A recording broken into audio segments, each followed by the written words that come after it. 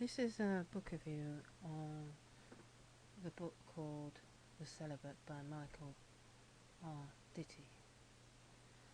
And this was a library book which I borrowed. And I was deceived in a way when I bought the book from the library, because I was thinking more along the lines that it would be like Thornbirds by Colleen McLean, who published that book in 1978. Well, yes and no. I was a bit surprised because it's a young priest's journey into passion, but it takes you on a totally different experience altogether.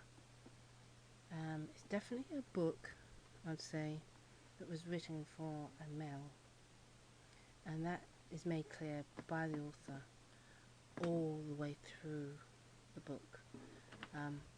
But being that it's a reading community and a book viewing one, I read it anyway. Basically because it was an intriguing book to read, because I've never read many contemporary books, and especially not one of this kind. And in the book it was expressing, through the other characters as well as the main character, misagenda, which means dislike of one's own gender, misogynist and misandry, as well as discrimination, prejudice and bigots along the way. And the author's main character has that kind of trait in his character that most other men who decide to read this book might distrust or loathe. I mean, he's a man with no sense of himself, but he's a man that grows in substance. But make no mistake about his actual personality, he is very, very brash. Although he asks you to judge him only on his behaviour.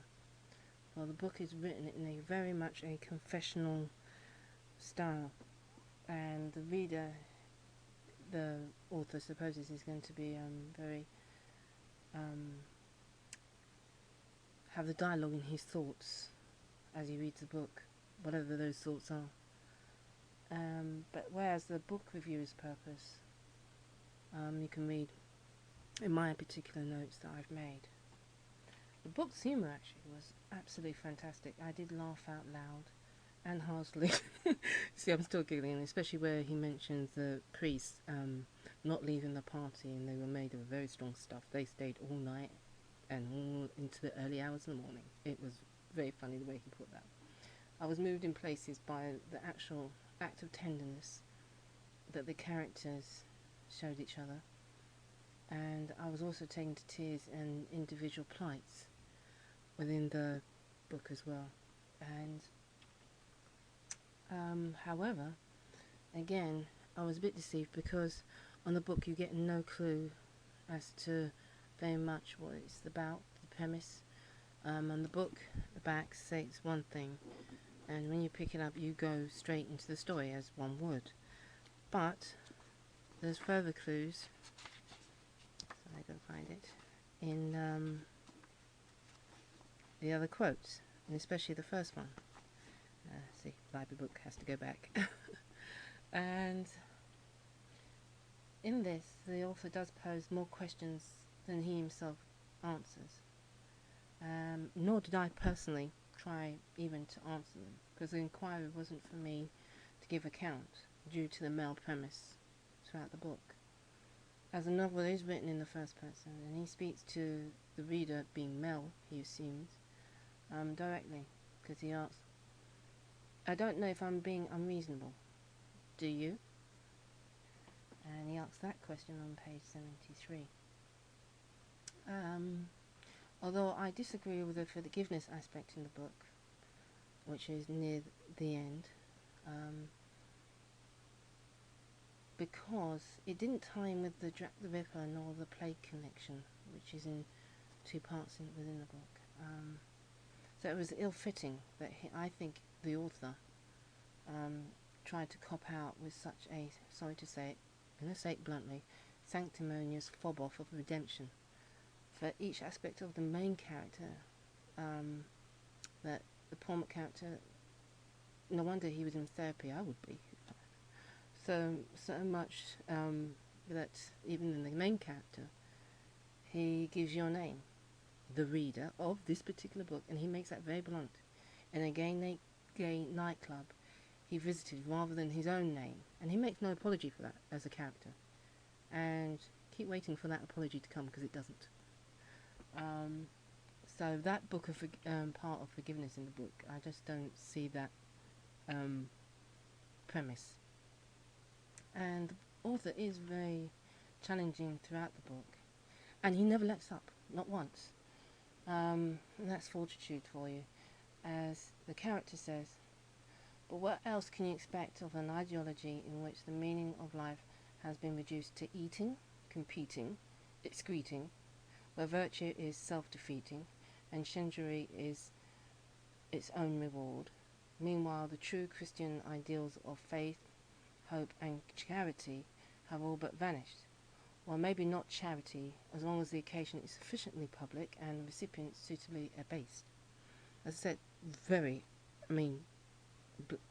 to the point in what the author's message was throughout this book. You just didn't miss it.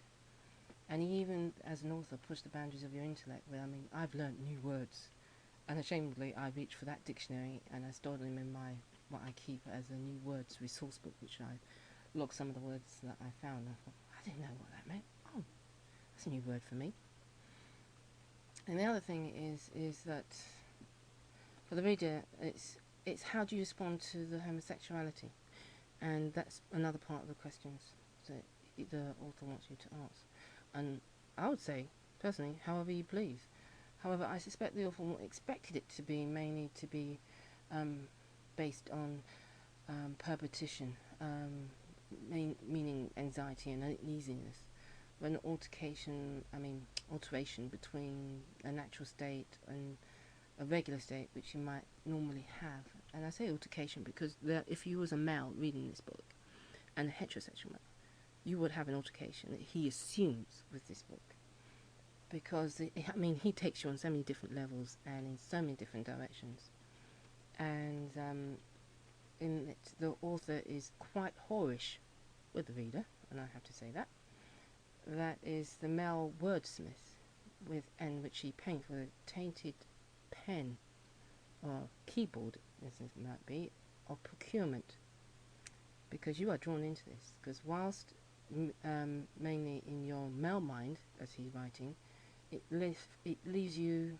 to masturbate over the meanings, which you arrive at perversely, as the author hopes, at a sexual understanding, and that he makes very clear.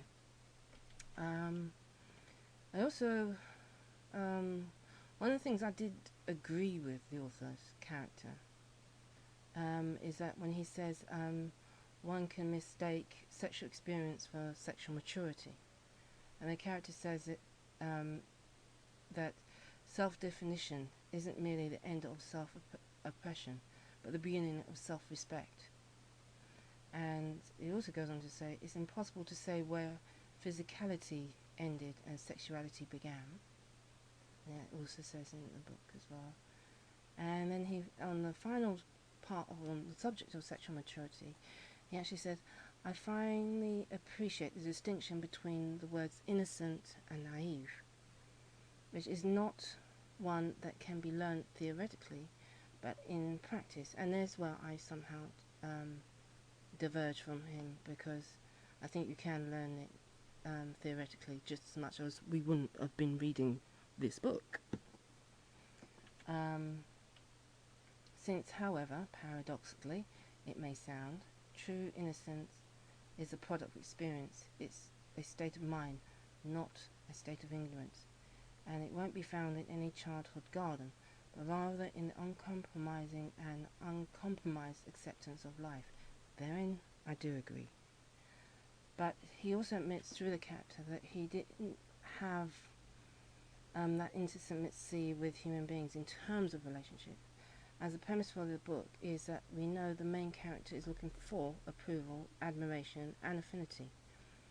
And he says, as a character, I have to take responsibility for my own actions, I can no longer portray my life as some sort of patchwork made up of everyone else's odds and ends, regardless, I think, of his search for life. I got a lot out of this book, a lot of nuances, but I did get a lot out of reading it. And he does speak in a very much a confessional style within it, and in the first person. And it's something that, as I said, was not so much difficult in reading. It was the sort of accepting what he was saying. But you didn't know whether the author was talking from first-hand experience or from second-hand experience. That isn't made clear. But what is made clear is that he knew how he wanted to approach the subject. Oh, very much so. And in that way, there's a lot of news readings on various subjects, as I said, various levels of subjects. And on the homosexual part, that is the one thing that the book does make clear. It's not as cut and dry or easy and sort of put aside in the book. It is very much to the fore of the book, but in a way that it's I would say, whether he likes it or not as an author, digestible. I don't think it just should be for a male heterosexual to read, because that's where he's hitting, or someone who is naive in these areas. But you do get a sense that it's for an adult that's gone through life, that's come out of it the other end, and so can pick up this book and judge it as what it's supposed to be and not what we think it is. And that's one thing I learned, why it's called, for me, why it was called The Celibate, because in a way you have to sit alone with this book and read it. It's not something that you could pick up and read as a sort of analytical book. So I thank the author very much for that.